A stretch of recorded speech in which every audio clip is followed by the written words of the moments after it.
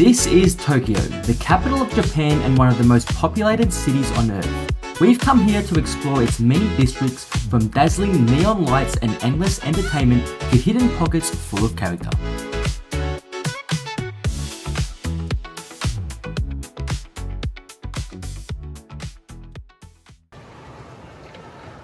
Before arriving in Tokyo, we spent some time exploring the Kansai region of Japan, visiting Osaka, Nara, Kobe and Omi-Hachiman.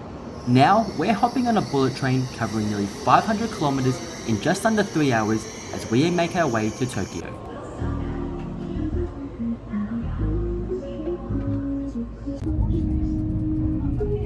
The bullet train, while popular and incredibly convenient, can be quite expensive.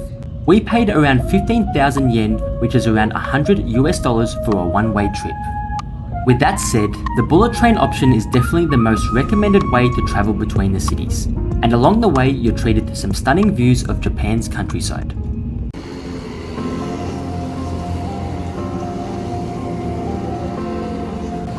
On our first night, we headed out to the district of Shibuya, home to the famous Scramble Crossing. Shibuya is one of the busiest areas in Japan, especially at night. This district has it all. It's a shopping hub, a nightlife hotspot and the center for entertainment and dining. And right at the heart of it lies the busiest pedestrian crossing you'll ever see. If you want a glimpse into just how populated and densely crowded Tokyo is, Shibuya will show you.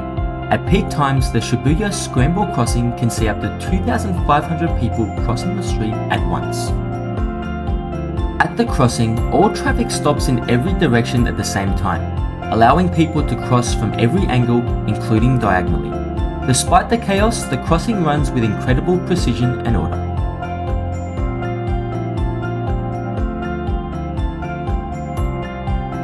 What we noticed when we were at the crossing is that because it's so famous, many tourists try to step out onto the street early to get that perfect photo, just before the light turns green. But this can create chaos with traffic, and at times it can be dangerous. During our time here, we saw several near misses between cars and pedestrians. As you move away from the Scramble Crossing, the streets of Shibuya open up into a maze of narrow alleys and endless activity.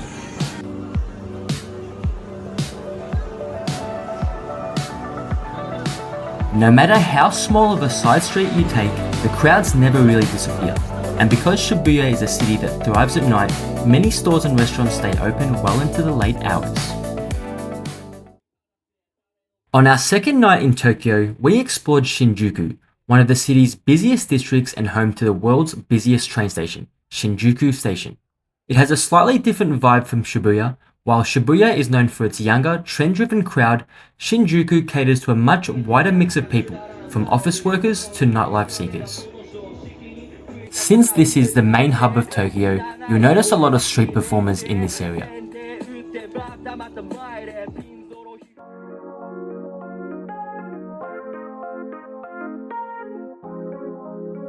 After walking the streets, we found that we enjoyed Shinjuku much more than Shibuya. The energy here, along with the shops, just felt more our style.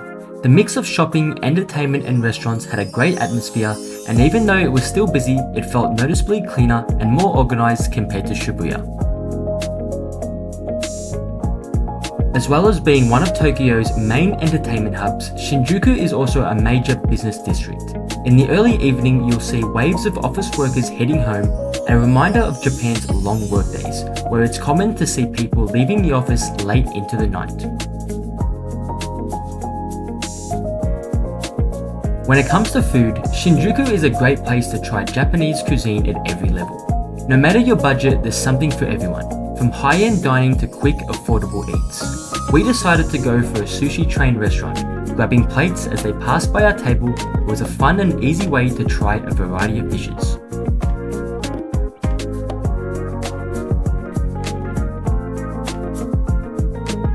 One of Shinjuku's most famous sights is a giant 3D cat billboard, which appears to interact with the city in real time. You'll find it just outside the east exit of Shinjuku Station.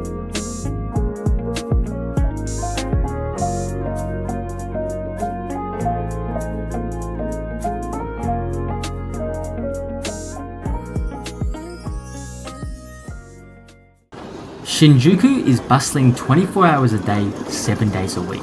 We decided to visit during the daytime on a separate occasion to experience the district in a different light and feel its daytime atmosphere.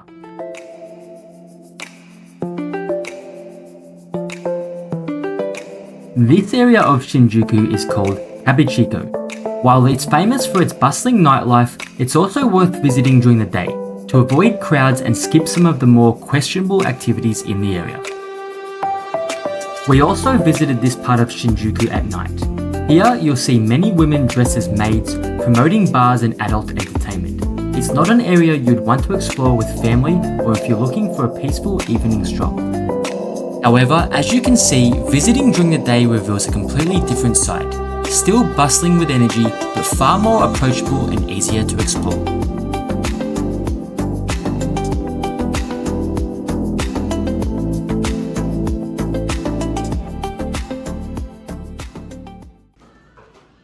Regarding our accommodation, we chose to stay at Hotel Resol in the district of Akihabara.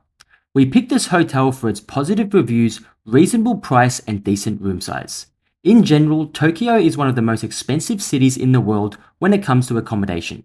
Due to its large population and compact layout, hotel rooms can be extremely small, often with barely enough space to even open your suitcase. The Akihabara district is an essential part of the city, and with Tokyo's efficient train network, it feels like you're close to everything. Since we stayed in the area, we took multiple walks through the streets of Akihabara.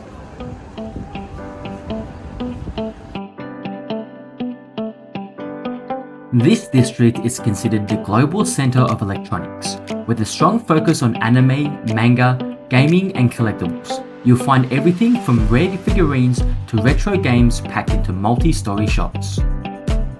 If you previously watched our Osaka series, this is Tokyo's bigger version of Osaka's Nipponbashi district.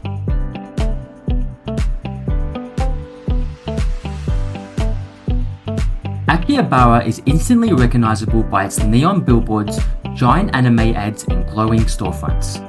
Also, when you walk the streets, you'll often see cosplayers, promotional events and street campaigns tied to new anime or game releases. It's like walking through a live pop culture showcase. Many of the stores in the area sell limited edition items, trading cards and vintage collectibles that can't be found anywhere else. As you can see, this area is designed for true hardcore gaming and animation fans. While we're not huge fans ourselves, walking through Akihabara gives you a real insight into the scale and popularity of anime culture in Japan. What's also interesting to see is that fans travel from all over the world just to experience this area. We also came across plenty of arcade gaming centers. It's another big part of the district's culture and something fun we had to try for ourselves. Akihabara isn't just about gaming culture. There's also a great variety of dessert shops and lunchtime restaurants offering affordable deals throughout the area. The best part about lunch menus in Japan is that you can try a variety of dishes in smaller portions, letting you sample different flavors without committing to just one. Japan has its fair share of unusual cafes, and in Akihabara you might even stumble upon a cat cafe, where your coffee comes with some furry company.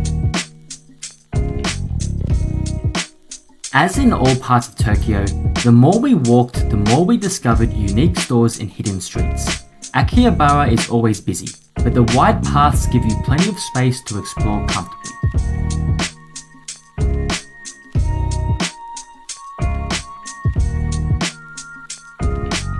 One thing you'll quickly notice in Japan is the sheer number of vending machines. From hot drinks to cold beverages, snacks and even unusual items. You'll find them on almost every street corner. It's a small but fascinating part of everyday life here. We even spotted them in small towns and quiet side streets. Many of the machines don't just accept cash, they also accept credit cards and transit cards, like your train ICOCA card. In addition to vending machines, Japan is full of convenience stores. You'll also find chains like 7-Eleven, Family Mart and Lawson. Photo booths are another iconic site in Akihabara. Scattered throughout the district, they give both locals and visitors a playful way to create instant keepsakes. Now we're taking the train to Tokyo Station. While it's not the busiest, especially compared to Shinjuku Station, it's easily one of the most unique.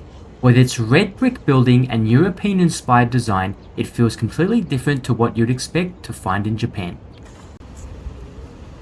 Stepping outside Tokyo Station, the area shifts into more of a business district.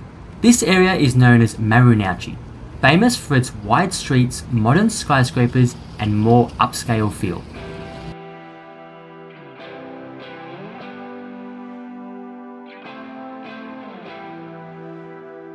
Just a short walk from Tokyo Station, you'll find the Imperial Palace. This is the primary residence of the Emperor of Japan, surrounded by moats, stone walls, and large parklands right in the center of the city.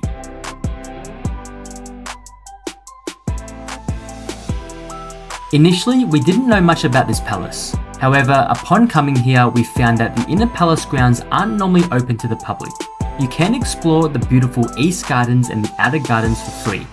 There are also guided tours of the palace grounds, which are free as well, but spaces are limited, so advanced reservations are recommended.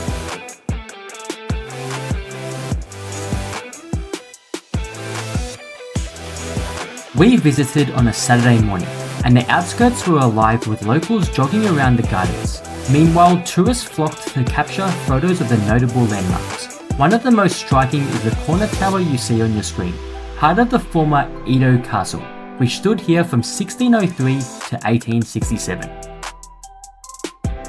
Another iconic view is the Nijubashi Bridge, where you can also see the palace in the background.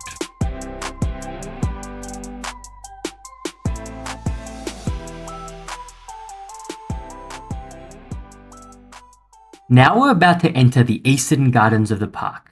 Here you'll find traditional Japanese gardens, seasonal flowers, and carefully maintained green lawns which are perfect for a stroll.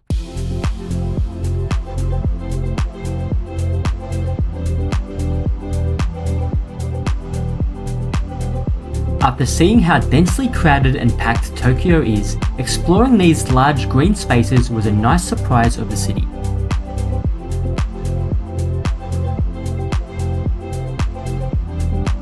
As we wandered through the gardens, we spotted large Japanese goldfish swimming gracefully in the ponds.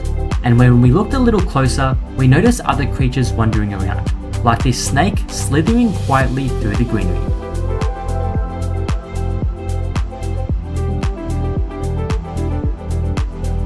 Overall, the Imperial Palace area of Tokyo was a unique spot of the city, and if you're in the city, it's highly recommended you check this place out.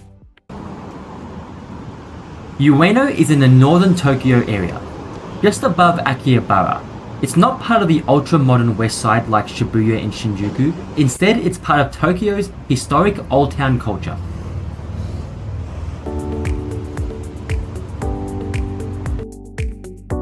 This busy open-air street market in Ueno is called Amiyoko. It originally started as a black market after World War II, and today it's famous for selling cheap clothes, sneakers, street food, and fresh seafood.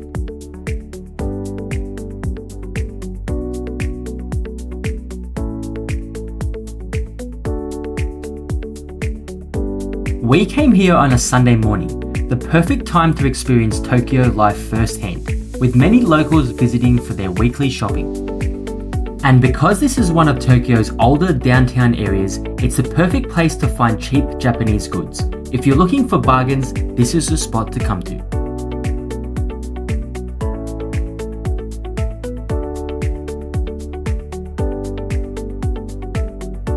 Another highlight in the area is Ueno Park, home to museums, temples, and cherry blossoms.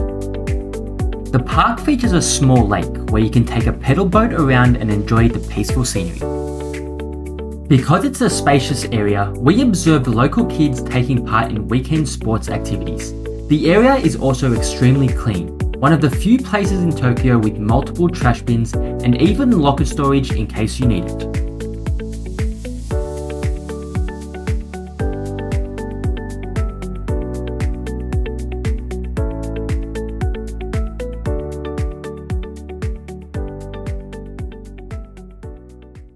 Also located in northern Tokyo is Asakusa, another historic neighborhood.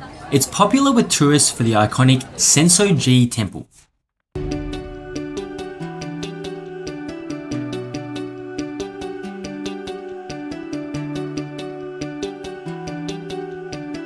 When we first arrived, we enjoyed a great local lunch, but as we explored further, Asakusa became our least favourite part of Tokyo, mainly because it's so tourist focused. Many of the stores cater to visitors, making prices extremely high.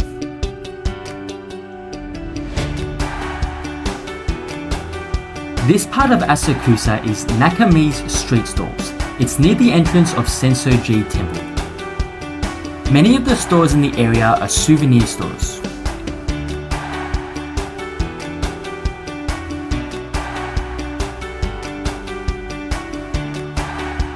After exploring other quiet, hidden temples, seeing Sensō-ji was a complete shock. Hundreds of tourists were coming and going at once, and it just didn't have that peaceful, authentic feel. At the temple, many tourists purchased traditional charms and fortunes, giving them a glimpse into Japanese culture. Located nearby is the Tokyo Tower, which you can see in the background. We didn't visit and instead ended the afternoon with some matcha ice cream. For luxury and upscale brands, Ginza has it all. This is where Tokyo's modern elegance is on full display.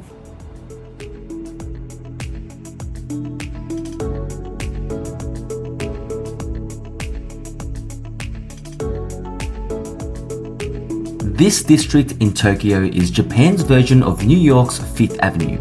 Everywhere you look, you'll see high-end glamour. After a devastating fire in 1872 destroyed much of the area, the government chose not to rebuild Ginza in the traditional Japanese style.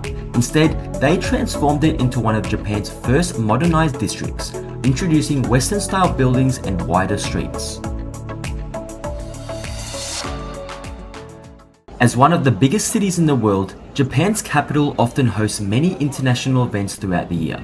A primary reason we came to Tokyo on this occasion was to watch the World Athletics Championships in Japan's National Olympic Stadium.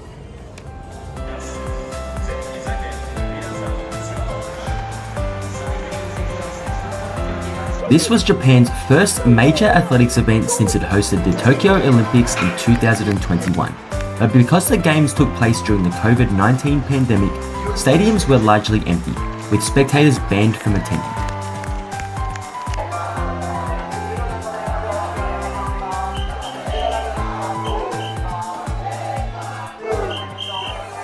While in Tokyo, we took some great day trips to a variety of places. In the upcoming episodes, we'll be showing you some of the best spots, so don't forget to subscribe to our channel.